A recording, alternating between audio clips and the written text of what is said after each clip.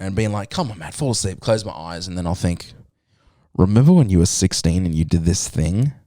How fucking weird was that? And I'm like, oh, fuck. That's the rest of my night. I don't want to be Puma. GMat. Is there anything for dessert or something? Oh, Mario! Oh my God! Whoa. Hometown Spider-Man. Yay. I need help with doing a push-up. This is still going? Yep.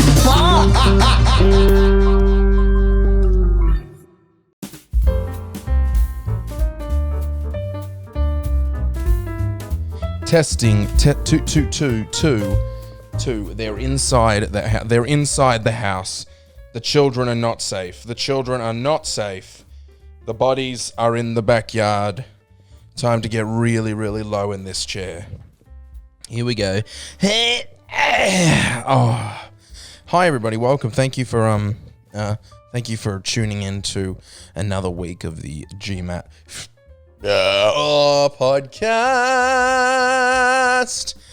I saw Dune 2 yesterday, and I gotta say, he was a friend of mine was like, "Come see Dune 2," and I was like, "Yeah." Everyone's already seen this fucking movie. I haven't seen Dune 1, so I did a whole thing where in the morning, or why am I so out of breath? Smooth transition. So I watched Dune 1 in the morning, and then in the evening, I went and saw Dune 2, and I gotta be honest, it was good. When I was watching it, I was like, this is fun. I'm enjoying this experience. I like this world. Every time like a spaceship came in, or they had some weird like sci-fi shot of like, everything visually was so cool. These soldiers just like floating up a mountain. I was like, this is spooky. It's unsettling. It's like everything I like about sci-fi. But man, it was fucking long. It was long as shit.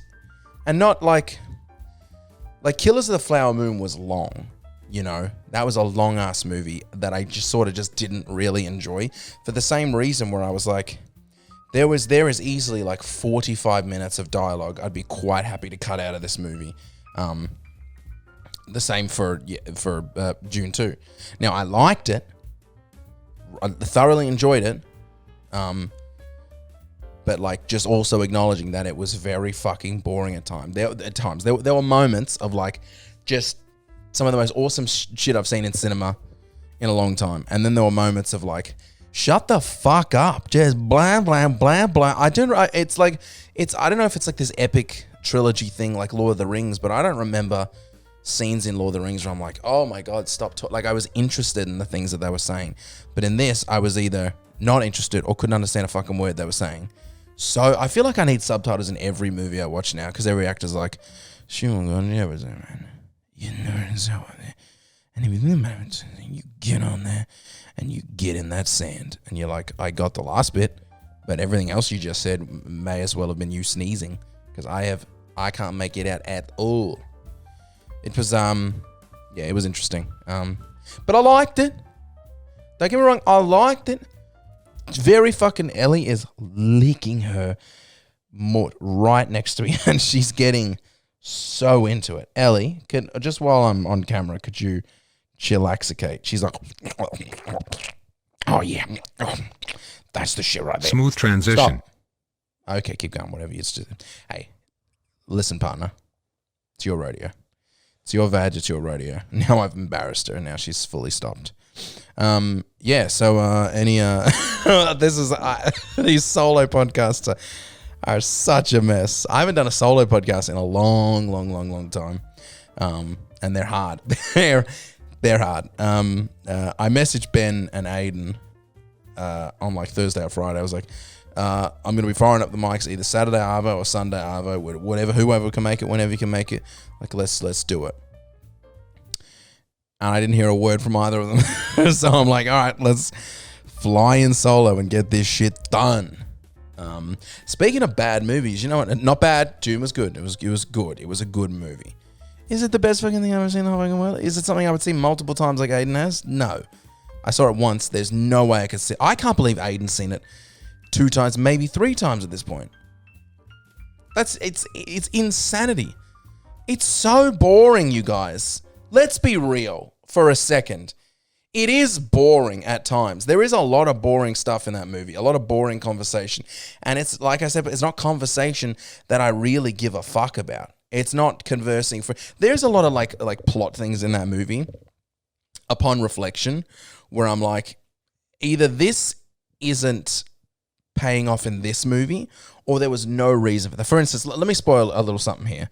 So if you really badly want to see this movie, go for it. But this is exactly the same as the originals and the books and everything, so it's not a crazy spoiler. But Austin Butler has a character. Right, so there's in the first movie, there's the Baron. Big bad boy running the planet, in charge of managing the resource, the spice, and collecting and exporting and all that sort of stuff. Then he gets almost killed at the end of the first movie, so he appoints his psychopath nephew to take over, and which is Dave Bautista, however you pronounce it. So Dave, is it Dave? Anyways, his nephew takes over, and this is all in the second movie, by the way. So it starts with the nephew taking over, and then in just this movie, the nephew does a bad job, and so he goes, all right, I'm going to assign my other nephew. And they go to this planet, and it's Austin Butler's character plays the other nephew. And so they're like, you're good, you're going to come with me. And he comes, and he takes over the spice production and management and export and all that sort of shit. And that's Austin Butler's character. He is the other nephew. He comes in, takes over for the one who didn't do a good job, and then dies at the end. He makes himself like the volunteer for the trial by combat ish thing, where fucking Timothy Chalamet's like says to the Emperor, "I'm gonna kill you," and he's like, "You fight in my instead of me," and that's Austin Butler fights instead of him, gets killed. Goodbye, Austin Butler. But we spent so much time like with Austin Butler's character, like seeing how sadistic he is, how sexually complicated and immature he was, and also sexually a sexual masochist. Not masochist isn't the right word, but he's a psycho. We spent a lot of time learning about him, and none of that kind of paid off. You know what I mean? That didn't really lead anywhere. There is a lady who is now pregnant with his kid, so maybe that kid will do something in the next movie, but like a lot of stuff revolved around Austin Butler's character that I was like, that didn't seem to go anywhere. You know, what I liked about Dune and Dune 2 and watching, the thing that I liked watching was the way Timothy Chalamet and his mum changed. Like I was there for their degradation and the way that they became sort of what they were trying so hard not to, or at least what Timothy Chalamet's character, Paul, was trying not to be. I enjoyed that bit. I enjoyed watching his journey to essentially kind of a shit cunt. Now, I don't know if he is a shit cunt because he wants to be and he has some massive plan, but by the end of the movie, he is a shit cunt. His girlfriend that he really loves, he's like, fuck you, and he goes off with he's going to get together with Florence Pugh. He seems to have no emotional, like he's just totally walled to emotions towards Zendaya and just lets it happen. It's like maybe he has a grand master plan that's going to come together in the third film. I don't know, but I enjoy watching. It's like Breaking Bad. I've enjoyed watching him become what he was trying not to be, which is a fucking like a cult leader, essentially. Anyways, what was I saying? Speaking of Breaking Bad, I've almost finished it. I'm on episode 15 of season 5, which might be the last episode. I'm not sure. But I'll tell you what. I'm like having dreams about being like a drug kingpin. I want to have like because his name is Heisenberg, and every time he's Heisenberg, he's got a little hat on, his glasses on, he's like, say my name, and you're like, ooh. I just don't know what my thing would be. And I know I'd be given like an awful nickname, like say my name. And they'd be like, Wobbles, you goddamn right. Or like, say my name. thickly? You goddamn right. Smooth transition. Solo is so hard. This is such a bad podcast. Anyways, Dune is fine. A lot of like mini plots that just I'm gonna stop talking about Dune. What I am gonna talk about instead is, have you guys seen This Damsel on Netflix? Have you heard about This Damsel on Netflix, you guys? What the fuck was that? That was a piece of shit. And I have people in my life who are like, that was awesome. What? No, it was terrible. It was some of the worst cinema I've ever seen. It was. By the way, it opens with Millie Bobby Brown being like, you know those stories you hear about a damsel in distress and a man knight coming to save her and rescue her. This is not that story. Like, it's second I heard that at the start, I was like, oh shit, this is gonna be bad. And it was. And it was just filled top to bottom with like feminist cliches. And I said to myself, there is no way a woman wrote this, because a woman wouldn't write this, because it's all surface level bullshit. And then, of course, you look at the thing and I'm like, written and directed by a man, directed by a man, different people. It's awful, you guys. It's not Barbie movie, feminist overtones, you know. It's not a clever, I know I never talk shit about the Barbie movie. I said I like the Barbie movie. But when we did the Barbie movie episode, I got in trouble for we didn't take a lot of time to explain that a lot of the shit. Actually, you know what? Yes, we did. We said so many fucking good things about it. Point is, the Barbie movie was great with it, the way it came and attacked the patriarchy and its approach to all the feminist, all the feminist stuff that was going on within the movie. Damsel, no, it was awful. It was just so surface level, so shit, so like on the fucking nose.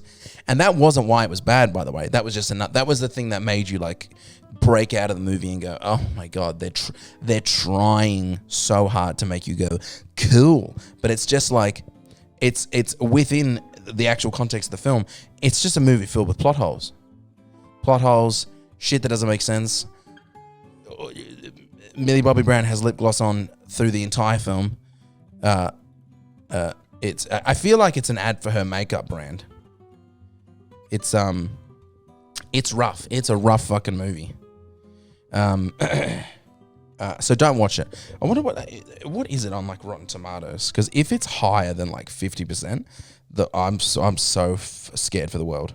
56% on Rotten Tomatoes. That's appropriate. Yeah, I like that. 66% audience score. Fucking hell. Let's have a peek. Let's see what people are saying. Let's see what the people are saying. Let's read audience reviews. They're always the best. The first 35 minutes is good as a setup, but it goes downhill from there. And that's it. Yeah, it is a really good setup for a movie. Like the setup took a long fucking while, but once they got to the point, I was like, oh, this is a cool idea. Ruined. This is a really strange movie, and I'm not sure how it was who the intended audience is. I think the movie is too scary for preteens, which is who I think the main audience would be. It does have a lot of like some of the deaths are pretty gory. I appreciate the message of female empowerment in the movie, but the film was just way too gruesome for most audiences. It starts off like a fairy tale, you know, something is going to go wrong, but then it becomes almost like a horror movie. Yeah, but the thing, like with the like female empowerment thing, it's like great idea, but when you surface level it and you don't think about it too hard, it seems A, patronizing, and B, condescending. Does that make sense? I'm hoping that's coming across and I don't just sound like a piece of shit. Barbie movie wasn't that. It wasn't condescending or patronizing. This was. It's, trash movie with ridiculous outcomes over and over throughout. Complete waste of your time. Well, I'm glad some people are on board. Yeah, people really hate this. Oh, well, I'm really glad.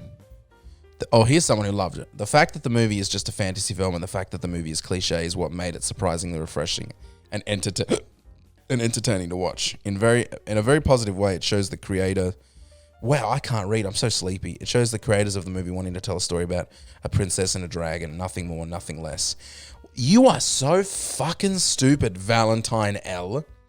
It shows the creators of the movie wanted to tell a story about a princess and a dragon, nothing more, nothing less. So fucking... It's not a story about a princess and a dragon, you fucking goof. You fucking thud. Anyways, bad movie. Speaking of being too tired to get my fucking thoughts out, I am knackered. I have not been sleeping well this weekend. I've barely gotten any sleep. Ellie's been an absolute dweeb. Keeping me up. Sorry, I didn't mean to wake. Oh, did I just wake you up then when I said your name? Oh, that must fucking suck. Yeah, I've been doing a lot of like staring at the roof, and that's it. And being like, come on, man, fall asleep, close my eyes, and then I'll think, remember when you were 16 and you did this thing? How fucking weird was that? And I'm like, oh, fuck. That's the rest of my night. Thinking about that one thing I did when I was 21 and letting it haunt my dreams. But I've been enjoying killing time. Well, doom scrolling my own comments, because I recently put out a Tomb Raider video, right? It's easily like 15 hours of gameplay in the Tomb Raider remaster. Tomb Raider 1 to 3 remaster. These games came out in the 90s on the PS1. They're classic platforming action Tomb Raider.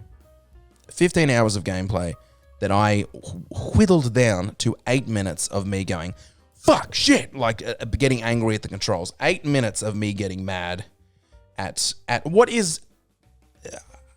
It's hard to argue that the controls in Tomb Raider are whack, right? Like, that's sort of the point. It's an older game. Here, I'll give you a taste of like what I mean. I pressed X! I pressed it with so much fucking time! I'm hitting it! Why is she not jumping? Grab it! Grab it, Larry, you fucking dumb bitch! Oh. Modern controls. So that's sort of the energy of the video, you know. But you can't really argue that, like, the controls are fine, because they're not. It's an older game with crap controls, and that's part of the charm. It's hard. But this is 15 hours of gameplay whittled down to 8 minutes. And the comments have just been like... Hold on, let me... Here, this is the most liked comment. This was hard to watch. There's clearly a misunderstanding of how the game works and how to play the game. I don't have nearly as many problems playing it as seen here with the modern controls. You need to use the walk button in this game. She even tells you to do so in the tutorial. Don't just run around on small platforms like a maniac. You need to look at Lara's footing before jumping. You either do a standing jump or a running jump, which requires one square. Take the time to figure out how the game works. They did a patch now and the camera is greatly improved. Before the patch, you could have pressed the... and that's a nice one. People have been like, you clearly... I'm like, I know how the game works. It's 8 minutes of me getting angry out of 15 hours. Of course I'm going to get angry. Have you ever played any classic game on the PS1? The controls are fucky. And sometimes they don't work. And that's just how it was. But to say it's fine, to say it's like, they're fine, they work perfectly. Bullshit. It's... You just can't make that argument because it's not true, and you know it's not true. Unfucking believable. I'll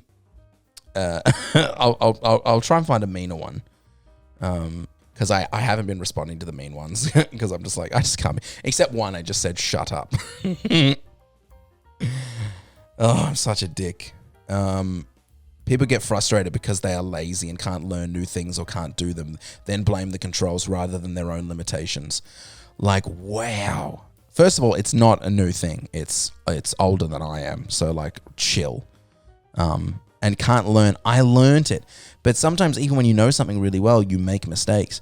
And when the mistake is the game and the controls, there's no one to get mad at except the game and the controls. Also, I'm making a video, you fucking goober. Like, it's content. I'm not just going to go, oh, drat. I'm going to go, oh, fuck, you know. So that it's interesting, you fucking fuckwit. It's why games have been dumbed down so much over the years. There are a few games as hard as these, despite 3 decades of games. Yeah, but they're not hard, bro, friend, guy. They're not hard because they were intended to be hard. They're hard because the game controls don't fucking work. That's the point. They're roughly designed. It's a rough design game. It's not a hard game because that was how they intended it. It's just old games are a little bit harder because the controls aren't as responsive. Gaming wasn't as fine-tuned back then. So, there might be a section where there's like 30 enemies and they didn't mean it for it to be overly complicated, but it just ends up being, and they've go, oh, that's a mistake, but they can't patch it out or anything like that. That happens constantly in these older games. The majority, every single time I died in Tomb Raider was because of the controls, was because I pressed X and Lara didn't jump, or I glitched into a wall and fell down, or I was leaning, and it was always because of the game failing. When I played Elden Ring in 2020, or whenever Elden Ring came out, the reason I was dying was because the enemies were difficult. I didn't dodge in time. I didn't parry this attack in time. I jumped off my horse too early, and this guy hit me with some magic. Games are fucking hard now because they're meant to be hard. But it's very rare now when you're playing a game that you get fucked up because of the controllers. To the point where when the controls fuck up or the game glitches and it's why I die, you're like, fuck me. But back then, you were like, that was just part of the experience. The game would glitch often and cause you to die, which is what kept happening in Tomb Raider constantly. The camera would glitch when I was stuck in corners. And then these cunts are like, this is why games have been dumbed down. You fucking goober. You boomer goober. I went back and played it yesterday for the first time in 15 years. It's absolutely fine. Shut the front door. You're such a fucking liar. It's absolutely fine. Suck a bag of dicks. Also, you went back and played it. I'd never played Tomb Raider before. This was my first jump into Tomb Raider. And you know what? It wasn't that fucking hard. I was getting through it. But the reason I stopped playing was because it was boring. It was a boring fucking game. And I had no nostalgia attached to it because I could have played it when I was a kid. It was before my time, but it was around. Like I had a PS1, I could have played it. It just wasn't a game I was interested in playing it. So I had no nostalgia attached to it. So I just took it as it was for the first time ever and went, I got friends who've never played Final Fantasy VII on the PS1, one of the greatest games ever made. If I tried to get them to play it now, they would go, oh, this is a bit whack. This doesn't I'm not enjoying this. Because they have no nostalgia attached to it. And the fact of the matter is, these are old games. And it's difficult. Not always. This isn't always the case. But a good chunk of the time, if you take a classic, a fantastic older game, not every single one, but a lot of them, and give it to someone now with no nostalgia, no memory, no love to that era attached to it, they'll play it and they'll go, oh, this is crap. Which is unfortunate, but that's the truth. The game that I can think of that I recently played that came out when I was young or was either before my time that I wanted to play for the first time was Resident Evil 2 on the PS1. I played it and I enjoyed it, but I don't know. There's not a lot of games like it's going to be rare that happens. Most of the time, it's going to be someone going, "This is a shit," which is why I don't recommend Final Fantasy VII to Aiden or Ben or whoever. The fact that you can't press a combination of two buttons and blame the game is good evidence of this. It's just like the fact that you can't press a combination of two buttons. Here's two buttons for you. Fuck and off. You know what? Let's make it 3 and add a cunt to the end of that one. Jumps were designed with tank controls in mind, and so was the whole game with the grid system. Adding modern controls is like trying to fix a problem that never existed in the first place. Don't hate the game. Hate yourself for adapting. Help yourself for expecting others to adapt to you instead of you adapting to others. Here's the thing, motherfucker. I clicked modern controls because it was in the game. It was there as an option. This don't hate the game. Hate yourself for expecting others. I didn't expect anything. I jumped into the game and played the game. The game that was in front of me. I wasn't like, please, fuck, add modern controls to Tomb Raider. I'm not going to fucking sort it. I got into Tomb Raider and it said modern controls, so I clicked it. The fact that I'm playing a game the way it was given to me and someone's still having a go at me for doing that is just fucking absurd. Anyways. Who gives an abs? I don't know why I'm so angry at the moment. I got into an argument at the dog park just the other day with this guy Like, there's people like in the center of the dog park, right? And I'm sitting on the edge with my friend Connie. And everyone's in the middle with it. There's probably about 6 or 7 people in there and a plethora of dogs. And when I go to the dog park, I'll walk around the oval because it's a fenced-in oval. I'll walk around a few times with Ellie, and then I'll go and sit down and let her do her thing. And she runs around, she goes up, she plays, she chases other dogs around, she gets chased by dogs. She lives her best life, and I trust her wholeheartedly. I also trust that if another dog is reactive and goes at her, that she'll back off, which she does every single time, without a doubt. Also, don't bring a reactive dog to a closed-in dog park, you know? Like, I trust that everyone else there is being responsible, and I trust my dog, and it's never been a problem. And I've had this proven 1,000 times where she goes to do something, and then the dog goes, and she goes, okay, I'm going to go away because I'm a pussy. So anyway, she runs into the middle with all these people and the dogs, and there's this guy with it was a Dalmatian, and Ellie is like, the Dalmatian is like doing that thing where she's like getting another dog riled up and then runs so the dog will chase her, but the Dalmatian starts sprinting and then immediately flops. And the Dalmatian has so much speed that when it flops, it rolls a few times, like rolls twice or 3 times. And then another dog will like go on top of it, or either run over it, power through it, or lie on top of it, or whatever. Now, Ellie was doing that, jumping on top of this dog, and this guy was grabbing Ellie by the collar around her neck and pulling her off his dog, the Dalmatian. And I was like, huh, that's interesting. Didn't seem like there was a problem. Seemed like they were just playing, you know, how dogs do. Whatever. Dog does the same thing, gets Ellie riled up, goes to run, flops. Ellie jumps on the dog, like on top of her while she's on the ground.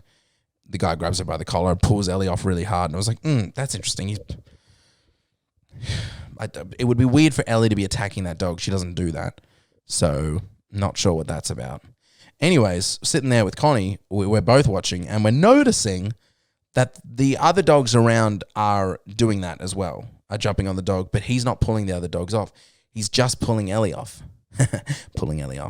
Anyways, so I was like, that's not on, that's not fresh. I'm gonna let him do it one more time and then I'll go over. And of course he does. Now, at this point, I don't know if I'm in the wrong, I don't know if I'm in the right. All I can tell you is the facts. All the dogs are jumping on his dog, and it all looks like play, but he's pulling Ellie's by the collar pretty hard off the dog. Ellie, just Ellie. So I'm like, all right, I'm going to go over talk to this fucking joker. So I go across the oval, and the way Connie described it is, and I must have had an energy about me because I powered through everybody, like just beeline straight for this guy. Like I wasn't like going around the circle on in and making my way to him. I just walked straight at him through everybody. And once what Connie was saying was the circle of people like dispersed and everybody went off different directions. Like they're like, I don't want to be around here for this confrontation. And I don't think I had confrontation energy, but maybe I did. And I went up to him and I was like, hi, is there a issue with Ellie? And he was like, oh, she's just like, she's being really dominating. And I was like, what do you mean? He's like, he's been dominating. He's like jumping on my dog, and it's just really like trying to control the area. And I was like, I'm like, every other dog here is jumping on your dog. Or is she doing something different? And I didn't say it quite that intense. I was like, I mean, every other dog's doing the same thing. Like, is she doing something? I was offering it to him, like, here's your opportunity to like, have an excuse. We don't need to have an argument about this. I'm trying to give you an excuse. I'm like, is she doing something bad? Like, I'm like, is she biting or anything like that? And he goes, is there a problem? Like that. I promise you it was, is there a problem? And I was like, yeah, there's a little bit of a problem. You seem to be pulling my dog off. I don't know why that's funny to me now. It wasn't then.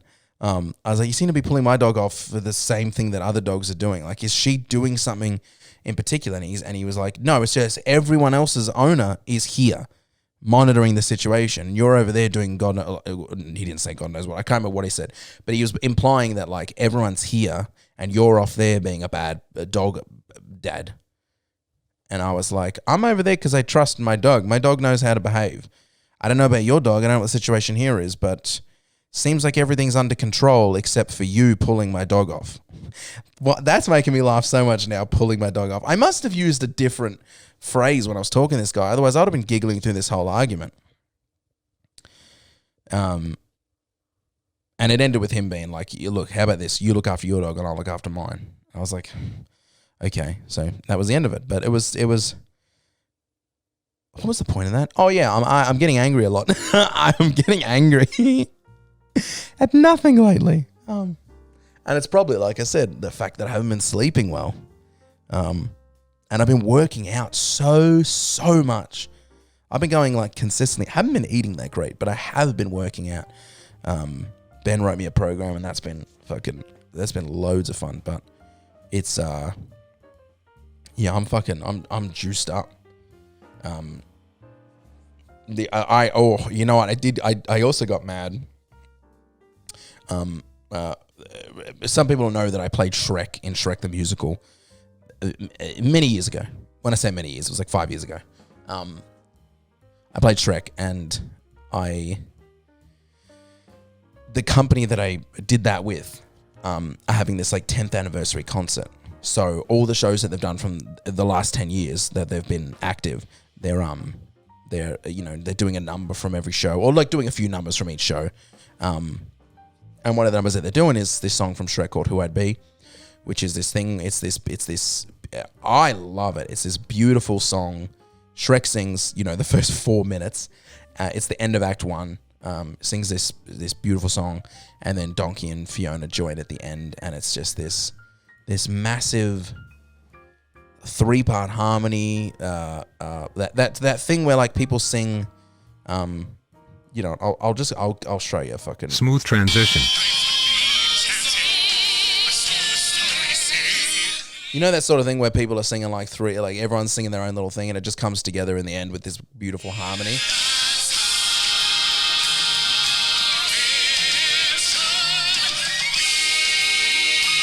Beautiful fucking song. And it starts off so slow and so nice. Why am I describing the song to you guys? It doesn't matter. Point is, I get to do this song. So then the other day we had a rehearsal, right? And the rehearsal was in Carlton. I think it was Carlton. It was just me and the other 2 guys who played Fiona and Donkey, which was awesome. In fact, the guy who played Donkey, has been on the podcast. There's a podcast. If you go back 5 years in the podcast, there was an episode with just him and I just having a chinwag. I ended up being half an hour late to this rehearsal because I got there and I will not talk any shit about the protest, but there was a protest happening, and that kept me from being able to get where I needed to go, which is fine. The protest was for a good cause, so I tried to be a good person and not be like, fucking move! But there was like a little piece of me that was like, this is and then I'm like, oh wait, they're protesting because people are dying, and it feels wrong to be mad because I can't get to my location in time. So we let that go.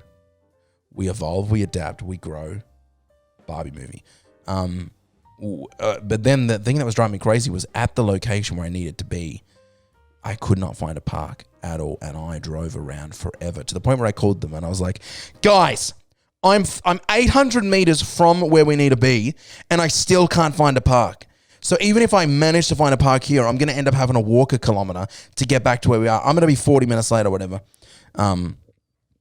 And I was driving around, and like just everything was making me go like I'd pull up to a park, and I think it was empty, and then you drive up further and you see that it's just a smaller car. I was going like fuck, like screaming in my car, like punching my car door. I'm like God, like really getting really mad. And anyway, across from where he lived was a paid parking thing, so I ended up paying like $25 to park in a multi-level thing. And I was like, you know what, fuck it, that's fine. I'll just park there. I'll just pay the $25. I don't give a fuck. Where is this rage coming from? What am I angry about? Everything's good. I have a good life. I got friends, I got cash in my pocket. I got food in my fridge. I got a big fat ass. Some people want to chew on it. It's great. Where's the rage coming from? I need an outlet. You think working out would be the outlet, but that's the working out is just making everything goddamn worse. Do I need therapy? I tell you what, you know what I think I need is a good night's sleep. Is just one good night's sleep. And I'm going to wake up hearing the birds chirp and I'm going to feel real good about everything. And that's the message for the end of this podcast. Get some snooze, you guys. Go to bed early. Cuddle up with someone you love. Cuddle up with a pillow. Listen to a podcast. Listen to that fucking deep massage, 480 hertz, like whatever those deep sounds are that apparently put you into a deep sleep. Do get a good night's snooze, and we'll see you guys for the next podcast. Goodbye.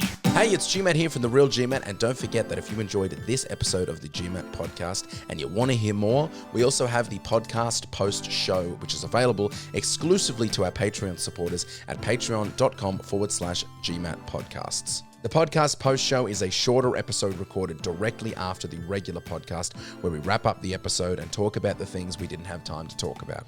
Don't forget to rate this podcast on your podcast app of choice and share it with all of your friends.